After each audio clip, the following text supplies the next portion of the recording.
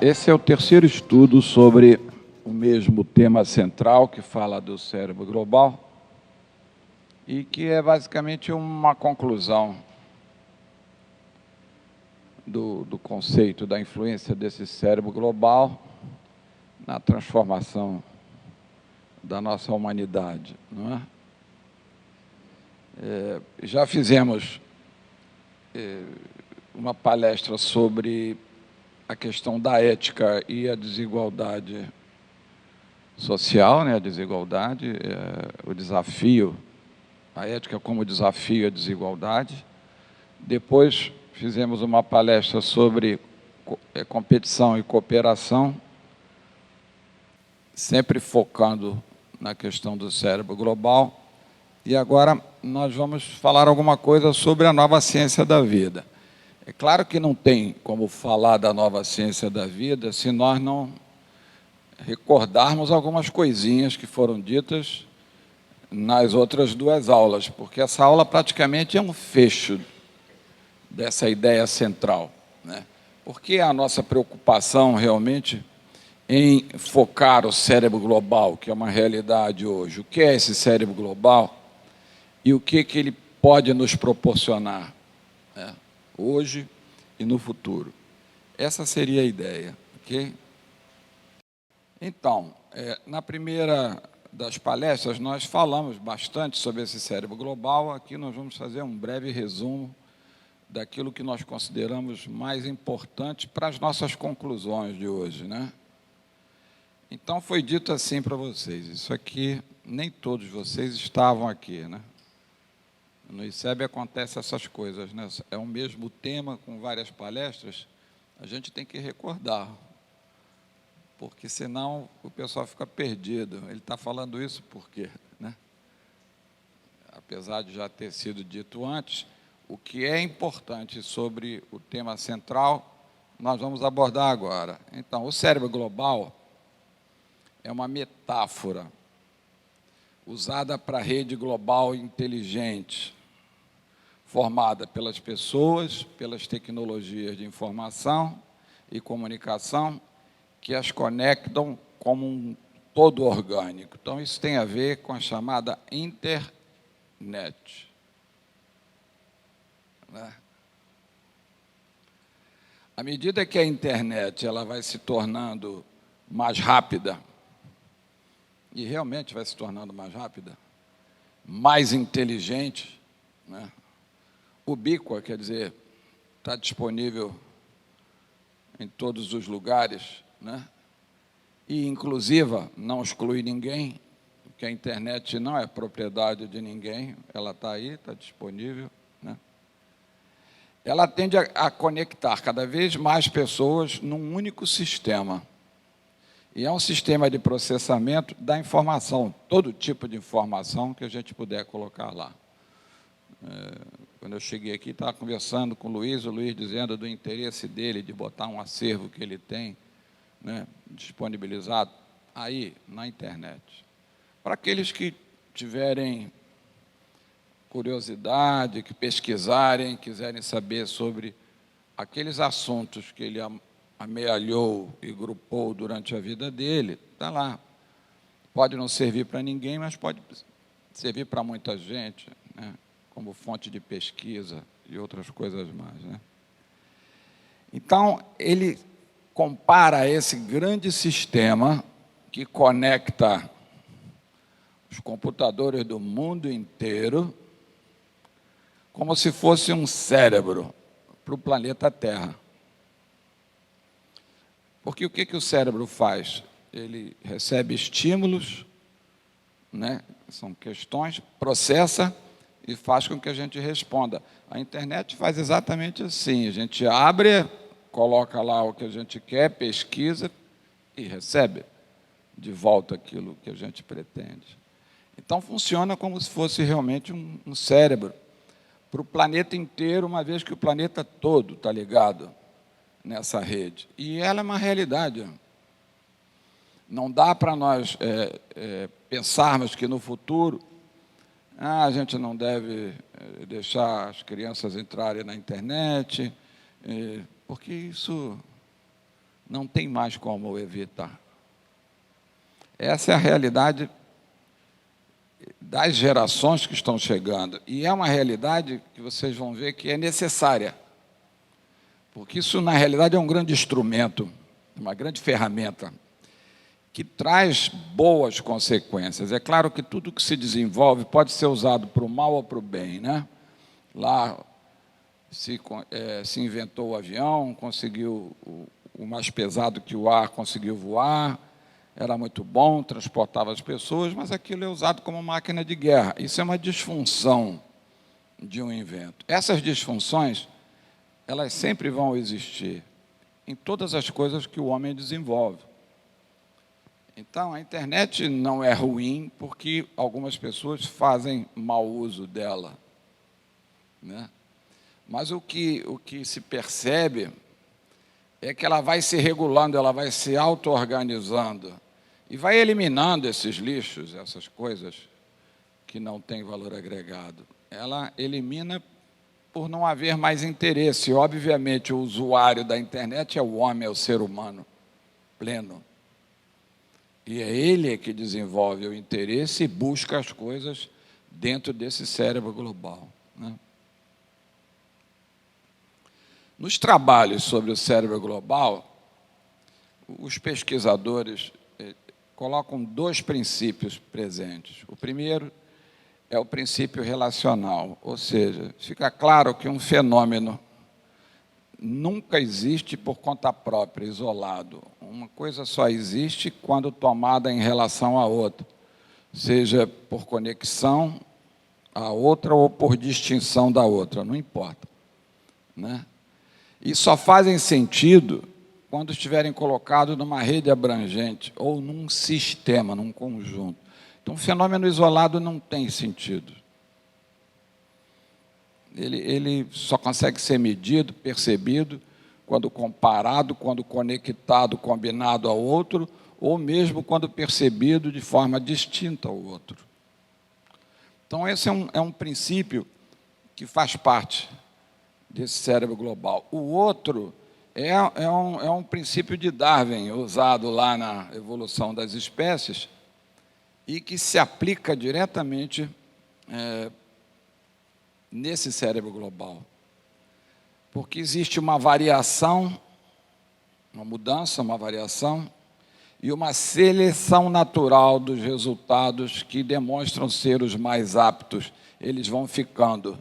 Os menos aptos, o lixo, né, vai sendo eliminado, retirado, né? Aquilo que não é de interesse vai sendo abandonado. Então, aqueles que tiverem maior interesse, porque são mais aptos, eles se combinam e se recombinam, não é? E se adaptam às situações ao longo do tempo. Esse aí é o princípio de Darwin, né, que fala da variação e da seleção natural. E os cientistas dizem que esse princípio de Darwin é um princípio universal, que se aplica a outros domínios e a outras disciplinas. Então, é bom a gente perceber que esse cérebro global ele está em franca evolução. Todo dia a gente vê uma ferramenta nova, uma coisa nova, uma forma nova de se acessar, uma forma nova de obter os dados, uma forma nova de se processar esses dados. Ele evolui o tempo inteiro, né? Então, é só conectar.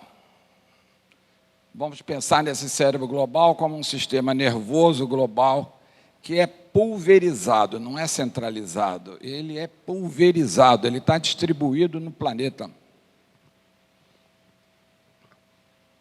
Essa coisa é tão forte que a gente percebe que empresas hoje mantêm centros de venda e de serviço ao consumidor em outros países, na Índia, não sei onde.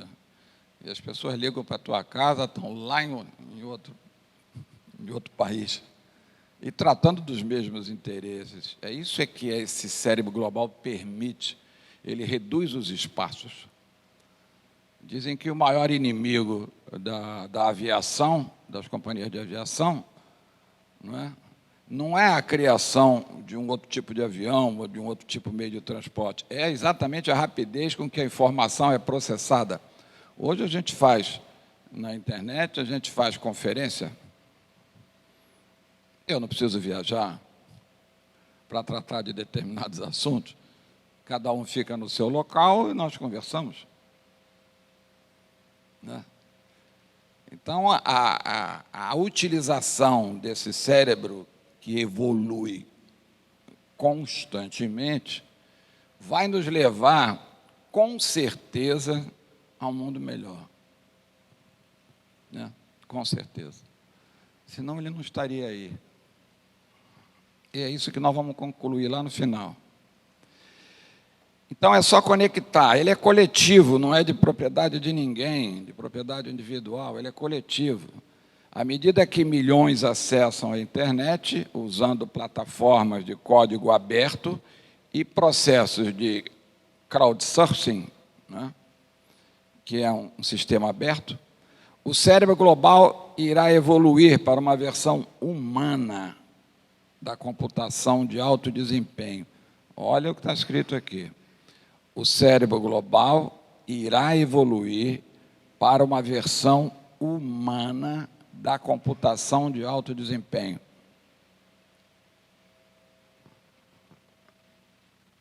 Hoje não é uma versão humana, né? Mas essa é a tendência evolutiva desse cérebro global. Esse crowdsourcing significa rede aberta de conhecimento. Está aberta, está disponível. Ninguém mais guarda informação, ela está disponível. Hoje, sobre qualquer assunto, se vocês puserem meu nome lá na internet, vocês vão ver um caminhão de coisas. Se puser o nome do César Reis, vem outro caminhão de coisas. Vem vídeo, vem livro, vem artigo, vem tudo. Vem a tua família, vem onde você mora, vem seu telefone. Ninguém mais se esconde. Ninguém mais se esconde. Ele processa a informação de cada um de nós. É só perguntar, ele responde, né? É dentro do nível de conhecimento que se trata e de princípios que são valorizados e disseminados, não é? É como se esse cérebro ele começasse a, no processo de seleção, selecionar só as coisas que aproximassem o nível de conhecimento a um conhecimento humano dos homens. É quase como se ele pudesse ter sentimentos, né?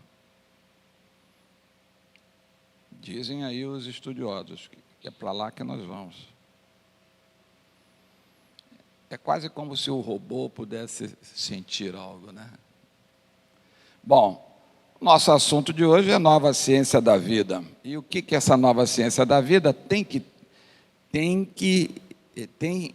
como é que ela se relaciona ou tem a ver com esse cérebro global? E que nova ciência da vida é essa? Por que é nova? Por que é ciência da vida? O que é ciência? Eu tenho que traduzir essas palavras aí, senão não vou conseguir falar sobre elas, não é isso? Então, ciência, do latim scientia, traduzido por conhecimento, refere-se a qualquer conhecimento ou prática sistemáticos. Aí aparece uma palavra sistemático. O que é uma coisa sistemática? É uma coisa que se repete, ela é frequente, ela tem uma frequência de ocorrência de acordo com alguns princípios estabelecidos nesse sistema. Então, sistemático é relativo à utilização frequente e repetitiva, segundo aquilo que é definido num sistema. Por isso ele é sistemático. Então, ciência tem sempre a ver com um conhecimento ou uma prática que se torna sistemática, que ela é utilizada, né? Porque dizem que conhecimento que não se estabelece, ele não existe. A gente diz assim, se reter, guardar conhecimento desse poder a alguém, A bibliotecária era a mulher mais poderosa do mundo, porque o que ela guarda de conhecimento é uma fábula, mas aquele conhecimento ele não está sendo sistematizado, ele não está sendo utilizado, né? Então, a característica da ciência é essa utilização desse conhecimento. Em sentido estrito, se refere a tudo que se possa adquirir baseado no método científico, né? A ciência como uma coisa global, né? E que é fruto de pesquisas, de desenvolvimentos. Mas nós vamos nos deter nessa questão da sistemática, coisas que podem ser sistematizados.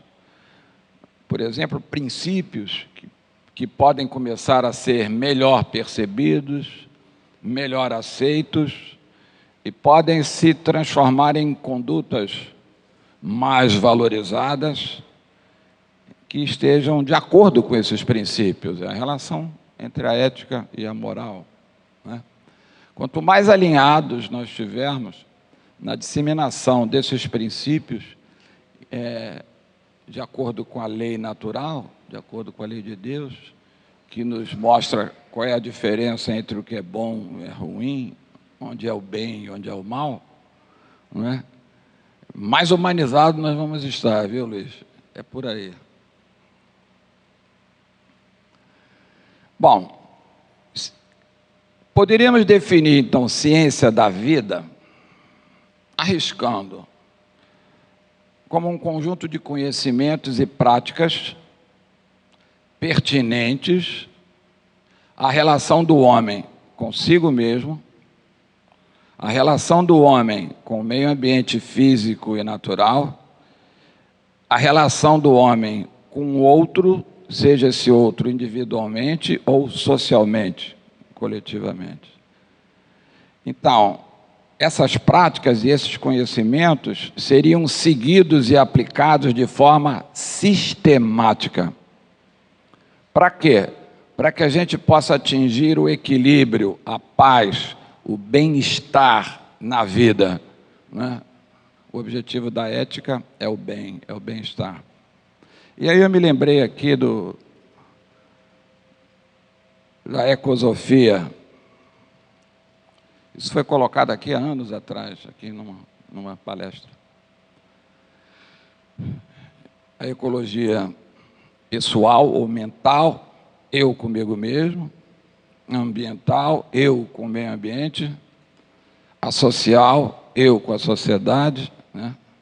E essas três ecologias, essas três relações, essas três casas, né? Estudo da casa, ecologia, estudo da casa, elas precisam manter equilíbrio entre os seus interesses. Então, eu tenho que equilibrar a relação, a minha relação com o meio ambiente, a minha relação com a sociedade, a minha relação comigo mesmo, não é?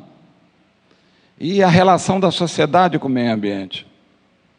Então, uma ciência ou um conjunto de conhecimentos e práticas que nos levassem a conseguir praticar essa ecologia, esse equilíbrio, e atingir com isso paz e bem-estar na vida, eu poderia chamar isso de ciência da vida. É a ciência do viver. Como é que eu vivo? Como é a minha vida? Bom, como é que surge, então, uma nova ciência da vida, ou como ela pode surgir a partir dessa visão do cérebro global? Como o cérebro global, que é essa rede mundial, planetária, que está em todos os lugares, como é que isso pode contribuir ou facilitar o surgimento de uma nova ciência da vida? Não é que seja nova, não, porque alguém lá atrás já falou qual era a regra. Nova no proceder, porque apesar disso já ter sido definido lá atrás, a lei natural está escrita na nossa consciência, nós não praticamos esse tipo de coisa. Nós sempre nos resvalamos nas nossas escolhas, não é? Mas de que maneira esse cérebro global pode intensificar esse conhecimento e intensificar a busca dessas práticas que levem à melhoria do ser, na relação que ele tem com as diferentes ecologias. Bom, a primeira contribuição é que ele facilita as relações humanas baseadas na conexão ou na distinção, né? E na disseminação de conhecimentos. E facilita. Eu estava em Belém essa semana, aí na quinta-feira, aí eu fui para a beira da piscina lá, sentei numa mesa, pedi lá um refrigerante. Aí tinha uma senhora na outra mesa, e ela muito nervosa, a gente via o nervosismo dela. Ela, o tempo inteiro, né, com o dedo no celular, e suava e o dedo no celular. Eu estava vendo que ela estava bem e tal. Aí aconteceu alguma coisa que ela comentou, eram os candidatos a prefeito que estavam lá no hotel, e falavam alto, e todo mundo ali em torno do cara, aquele negócio, né, cumprimenta, não sei o quê, faz acordo. Essa coisa ruim na nossa política. E aí ela comentou isso. Ela falou assim, só aqui no Brasil mesmo. Ela disse que tinha vindo da Suíça. Mas aí começamos a conversar, e tal, e ela nervosa, ela começou a dizer qual era a preocupação. O pai dela tinha umas terras em Altamira, e essas terras em Altamira, ocorreu lá uma fraude de alguém, e o pai estava sendo processado, teve que abrir mão de uma porção de coisas. Ela estava preocupada em perder as terras, porque essas terras tinha cacau plantado, tinha essas castanheiras, tinha uma porção de coisa, tinha gado, e ela muito preocupada, porque o pai já tinha 80 e poucos anos, não conseguia resolver, a irmã estava fora do Brasil, mas a gente viu o nervosismo dela, cheio de papel, indo para advogado, e advogado cobrando os tubos de dinheiro para poder resolver um problema que começou pequenininho. Eu senti a aflição dela, porque a gente mais ou menos vive essas coisas, né? Advogado, isso faz parte da vida da gente aí, né? Então é uma coisa. E eu sentia. E aí sentei e disse para ela, você está muito nervosa, volta ao equilíbrio, quer tomar um guaraná, quer tomar alguma coisa e tal, senta aí, conversa, fala um pouquinho, fala da sua família. Ela começou a falar, e tal, né? Aí, depois que ela falou dela, ela perguntou quem eu era, né? Aí eu falei que eu era consultor, que estava ali, mas que eu era diretor-presidente do Lar Fabiano. Aí ela perguntou, o que é esse Lar Fabiano? Aí eu falei, o Lar Fabiano é a maior instituição filantrópica do país, quiçá de outras plagas. Ela, na hora, Lar Fabiano. Aí puxou, veio uma foto do Danilo fazendo palestra. Aí como é seu nome? Jorge Cerqueira. Um vídeo.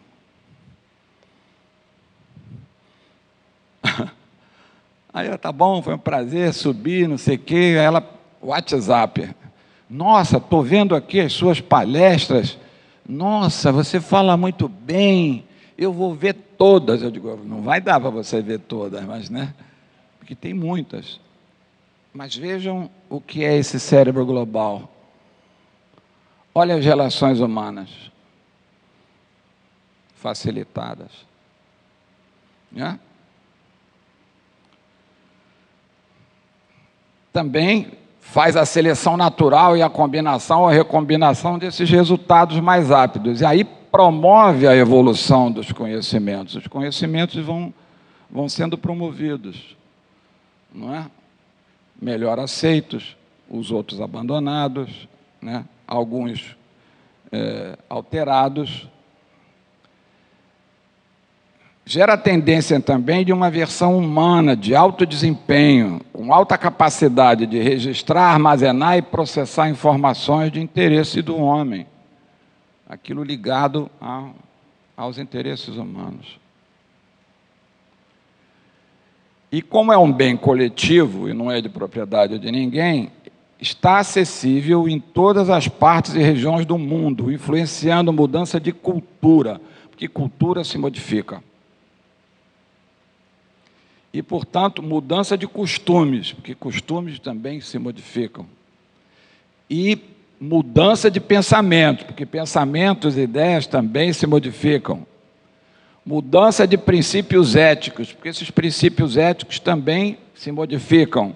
E, portanto, mudança nas condutas morais, que é a aplicação desses princípios éticos.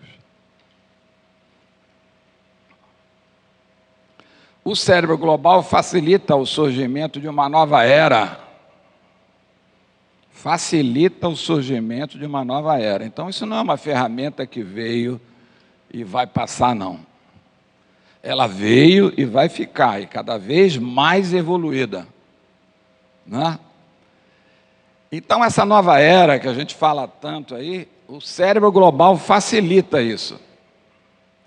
Porque eu tenho novos conhecimentos, novas práticas sistemáticas, conhecimentos sistemáticos, e essa nova era nós damos um nome. Esse cérebro global facilita, ajuda, contribui para o desenvolvimento e o surgimento da era da regeneração. Porque se vocês olharem o que tem de espiritismo na internet, hoje, antes a gente só tinha acesso a isso nos livros, não é? E aquele que fosse buscar um livro espírita. Hoje está lá. Você bota uma palavra, vem um artigo espírita, aí a pessoa começa a ler. O que é isso aqui? Estou disseminando uma coisa que ele não pediu, que ele só veria num livro espírita, e ele está vendo lá. Ou pede alguma coisa, vê um palestrante falando, aí para. Quem é esse cara que está falando? O que ele está falando? E não é que esse cara tem razão? É isso mesmo? Começam a cair preconceitos,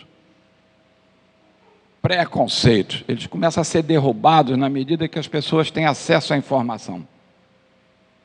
Então, ele é um grande facilitador para o surgimento ou para a continuidade dessa era da regeneração. O cérebro global ajuda a construção de um novo modelo para a civilização, baseado na fraternidade, no respeito, na cooperação entre povos, pessoas e nações.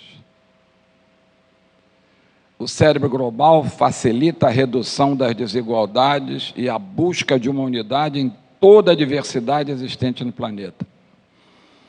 E hoje, quando você fala de educação à distância, quando a gente fala de web TV, né, essa palestra está saindo aí pela internet. É o cérebro global que está trabalhando, permitindo esse tipo de coisa, né? Mas o que essa nova ciência da vida quer? O que seria isso? O que seria isso? Nova ciência da vida, né? A gente pode dizer que seria a evolução do conhecimento humano, o alinhamento das condutas morais com a lei natural, a ampliação da percepção humana para sua natureza holística, corpo, mente, espírito, sentimentos, sensações e emoções. Uma ciência que me traga conhecimento e práticas sistemáticas relativas a essa visão holística do ser, né? Sobre a sua natureza, o seu corpo, a sua mente, a sua natureza espiritual, os seus sentimentos, as sensações e as emoções. Essa é uma ciência da vida. E é nova do ponto de vista de que a maioria das pessoas hoje não percebem. Tem gente que nem acredita que tem espírito, né? Que tem sensações e emoções, ninguém pode dizer. Mas não entendem bem como é essa relação, né?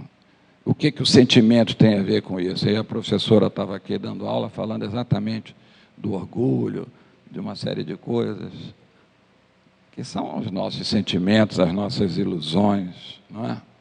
Então, essa nova ciência da vida deveria ser alguma coisa que vai fazer a evolução do conhecimento humano, aliando as suas condutas à lei natural. E onde é que está escrito a lei natural? Na nossa consciência. Ok. Essa nova ciência, ela tem a ver com a ética, e na primeira aula nós falamos da ética como desafio à desigualdade. E aí, a gente falou do ethos mundial, vou repetir algumas coisinhas aqui, né? Qual é o grande desafio que a gente tem? É criar uma ética planetária. Se eu vou criar uma ética planetária, o cérebro global é ferramenta básica. Porque leva isso a todos os pontos.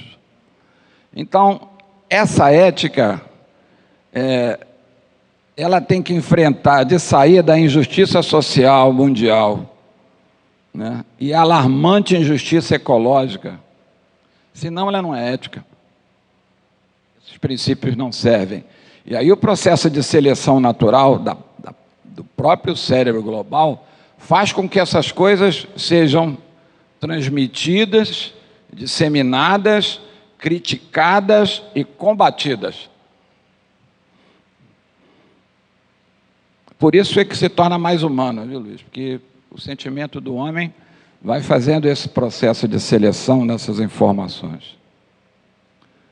Por ethos mundial, entendemos o conjunto das inspirações, dos valores e dos princípios que orientarão as relações humanas para com a natureza, para com a sociedade, para com as alteridades, quer dizer, para o outro, para consigo mesmo e para com o sentido transcendente da existência de Deus. Isso é do Leonardo Boff, viu? Toda ética nasce de uma nova ótica. Toda nova ótica irrompe a partir do mergulho profundo da experiência do ser, de uma nova percepção do todo ligado, religado em suas partes e conectado com a fonte original, de onde propanam todos os entes. Isso é do livro Ethos Mundial, um consenso mínimo entre os humanos, do Leonardo Boff. Então a gente diz que, na realidade, a nossa consciência individual ela vai progredindo e vai influenciando a consciência social. Nós já falamos aqui isso. Já foi motivo de palestra aqui no ICEB a questão da consciência individual e da consciência social, como uma influencia a outra, né? E basicamente a gente tem três coisas, né? A gente pensa, a gente sente, a gente age, né? Pensar, sentir, agir. E essas coisas estão aqui. A gente sente e devolve esses sentimentos através de emoções numa coisa que se chama patos, o sentimento. Daí o termo empatia, não é? É o sentimento. O logos é o processamento disso, é a razão, a lógica. É o processamento disso que eu estou percebendo, que eu estou sentindo, né? E o ethos, que é a ética, os meus princípios, e a conduta moral proveniente, é o meu agir. Então, a minha consciência individual, ela se desenvolve trabalhando nessas três pernas, no patos, no logos e no ethos. E evoluindo a consciência individual, eu vou gerar a evolução da consciência social. Se essa consciência individual sofre a influência do cérebro global e também coloca dentro dessa grande rede de informações a sua contribuição, a sua própria consciência para ser dividida, explorada, entendida, estudada por outros, a nossa consciência individual começa a contribuir para a mudança de uma consciência social. Como apontar critérios de ética e moral para a morada humana? Como apontar critérios de bondade ou maldade relativos tanto aos princípios, que é a ética, quanto aos costumes e valores, que é a moral? Então, o Leonardo Boff coloca assim, ó, ele diz que primeiro usa a razão, pensa. Pensa. Segundo, a razão deve ouvir e observar a natureza para saber o que é bom e o que é mal. Lei natural.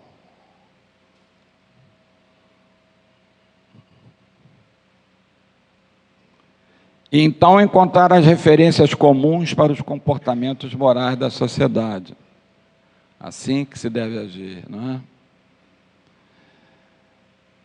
Mas a mensagem da natureza não é captada apenas pelo logos, assim, pelo pensamento. Toda lógica é natural, mas nem tudo que é natural é lógico. Existem outros órgãos que são capazes de perceber a natureza, tais como a intuição, a simpatia, a empatia, que é o pathos, né? Os sentidos espirituais, especialmente o sentido do cuidado com tudo que vive e tem valor. Lei da conservação. A razão não é o primeiro nem o último momento da existência humana.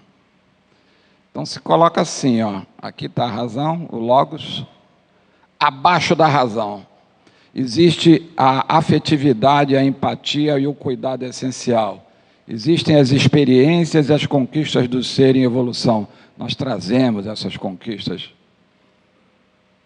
conosco, no nosso subconsciente, no porão da nossa individualidade. Eu digo que são essas experiências e conquistas que mudam o nosso instinto.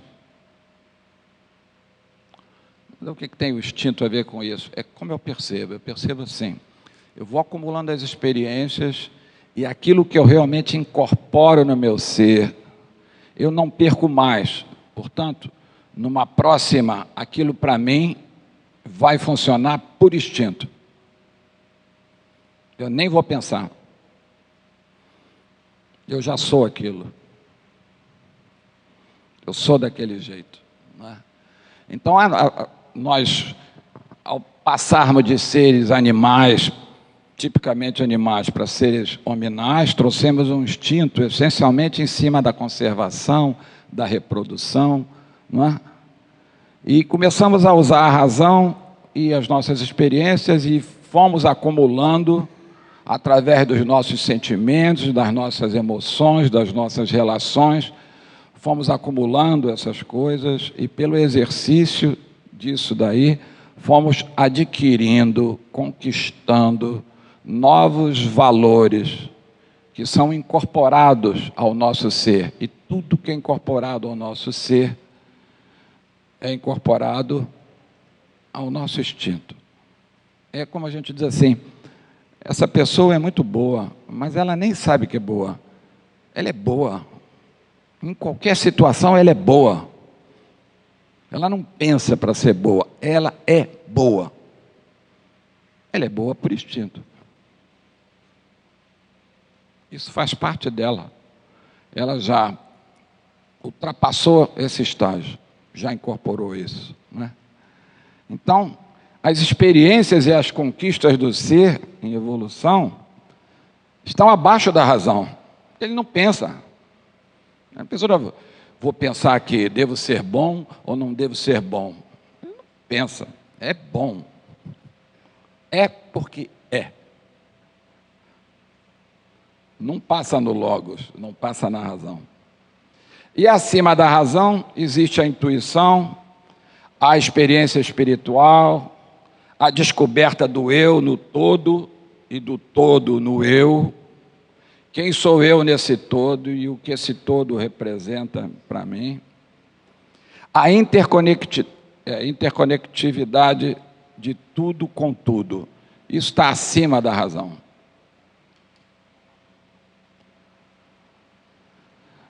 E qual é a relação da nova ciência e a integração social? Nós falamos aqui também de independência, interdependência, falamos de autonomia e falamos de integração. Isso em outras aulas. Eu não sei o que a Maria Amélia arruma, mas ela vai encadeando essas coisas. E eu vou sendo obrigado a estudar essas coisas.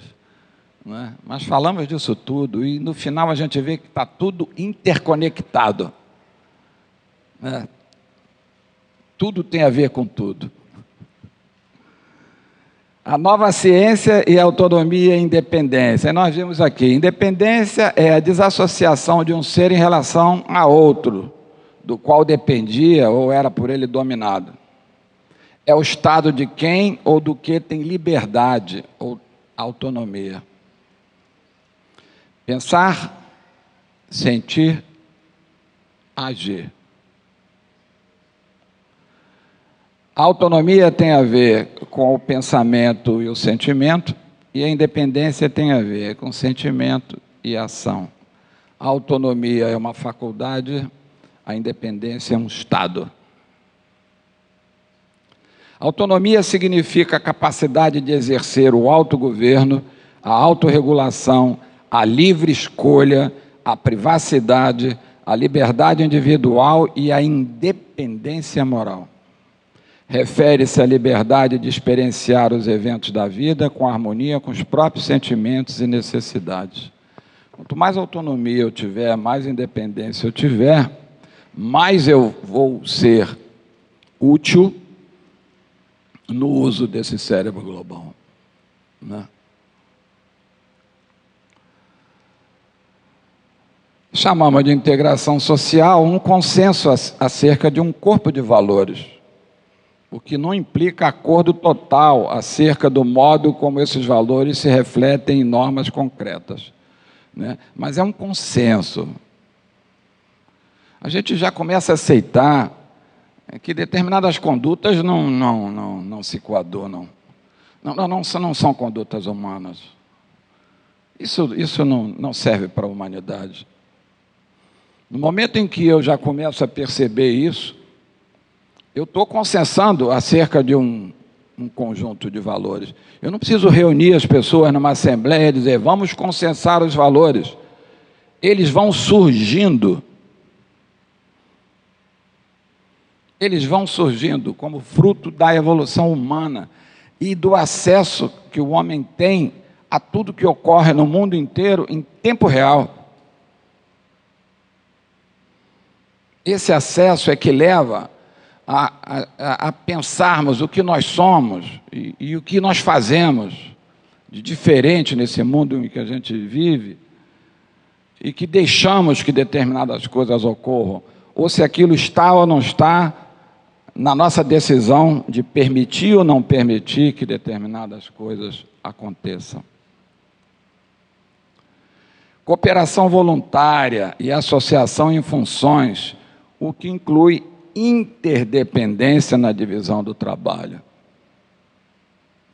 Participação múltipla dos indivíduos em diferentes grupos. Então, a última aula foi exatamente sobre cooperação e competição. Da competição à cooperação, foi o tema. A integração social requer a existência de vínculos ou elos entre as diferentes partes do todo. Isso requer a interdependência das partes e a cooperação como princípio norteador.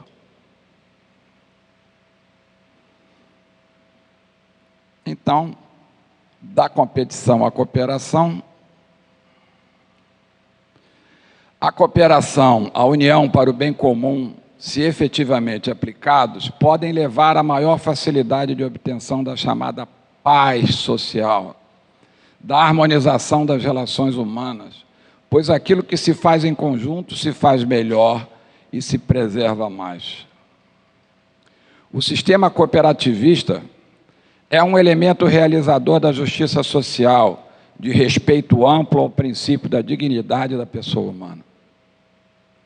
Bem incentivado, pode promover melhorias em comunidades carentes, em bairros periféricos, como gerador de renda, que, aplicada em proveito de cooperados de determinadas regiões, pode desonerar o Estado e melhorar a condição de vida local. Isso é um pouco do que o Lar Fabiano e a Capemisa fazem hoje. Bom, 2 palestras e meia, um monte de conceito, o cérebro global, a ética, o ethos, o consenso, os valores, a integração social. Quanta coisa nós falamos, né? Vamos fazer um resumo, gente, senão a gente não acaba, não é?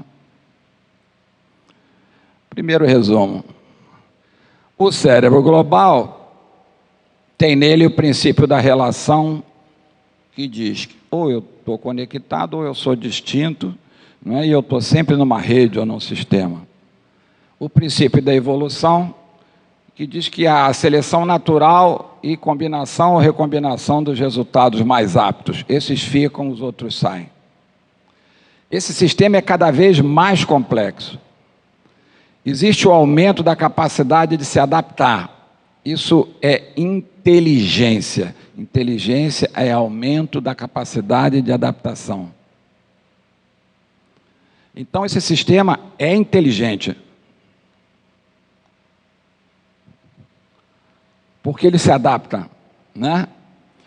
Então, ele se auto-organiza, ele tem uma capacidade de organizar e processar dados, e tem memória, e um registro e manutenção de dados cada vez maior, porque está em cada máquina que se coloca é uma capacidade de memória a mais, que se conecta nesse cérebro global. Cada um de nós, né? Existe um aumento espontâneo na organização inteligente. Então, eles chamam isso de tendência à auto-organização, ou seja, esse cérebro global se auto-organiza o tempo todo, se ajusta. A tendência a uma evolução para uma versão humana de alto desempenho. E ainda tem os memes, que eu não falei agora, mas que são células de informação, produzindo evolução cultural por autopropagação. E a gente vai captando as coisas. Esse cérebro global influencia e é influenciado por um ethos mundial, que é uma plataforma comum de entendimento planetário. A gente vai encontrando, vai tendendo a encontrar essa plataforma comum. E aí, entre os princípios éticos, as condutas morais, o uso da razão, os nossos sentimentos e o alinhamento das nossas ações à lei natural.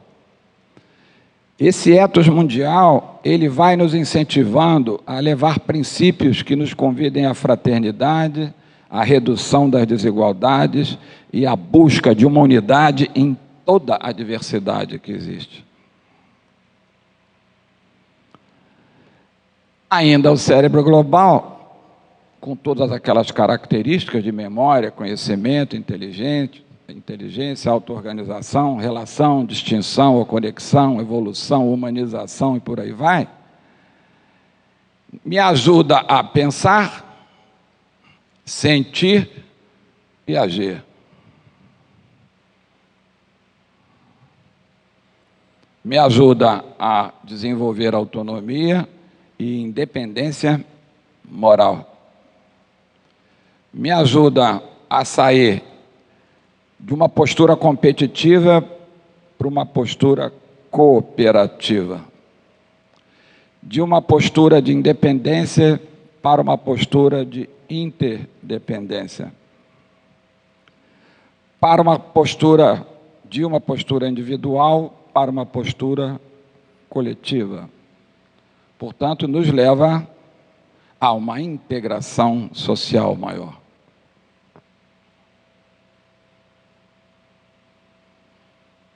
Ok, então eu tenho aqui o cérebro global,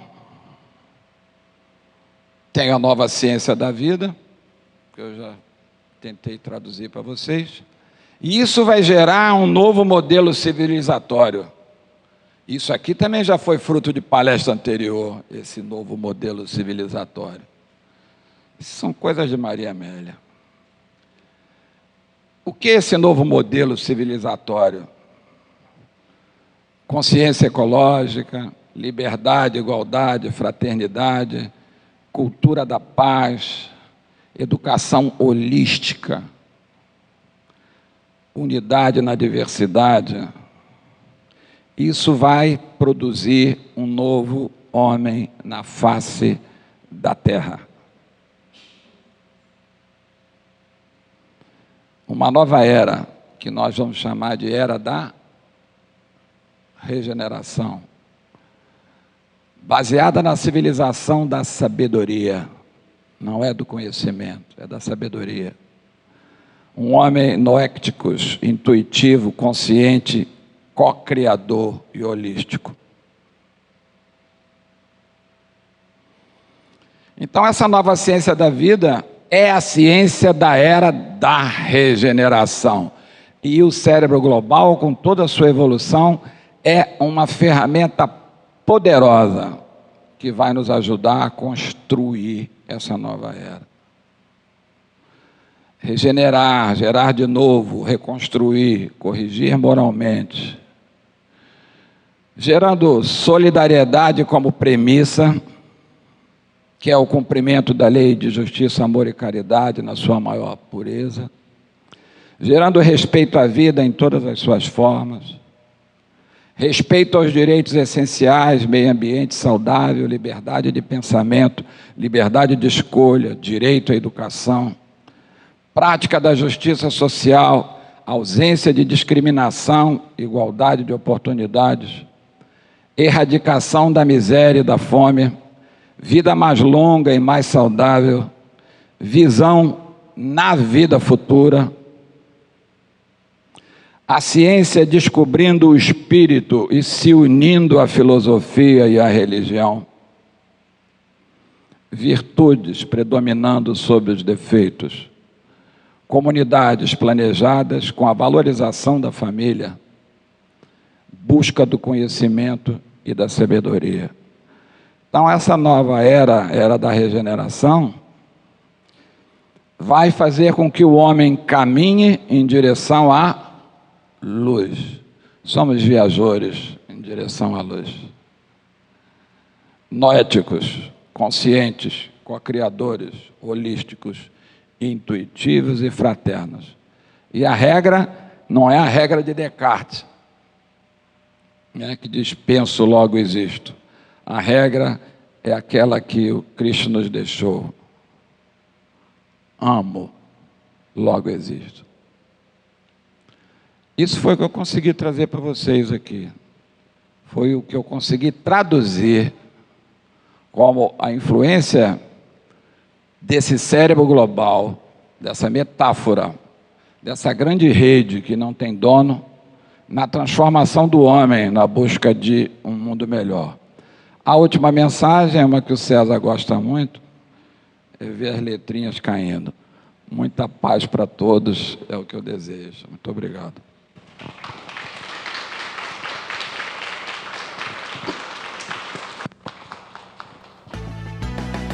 A medida da vida é o amor, a certeza da fé é a emoção. O caminho se faz caminhando, a eterna certeza vibrando no coração. 100 anos de vida para festejar, a obra do tempo irá guardar a imagem do homem, do bem que ele faz. Parabéns, parabéns, muitas felicidades, saúde e paz. Companheiro, um abraço imenso e paz para todos. Jorge Andréia, cientista pioneiro da medicina do futuro.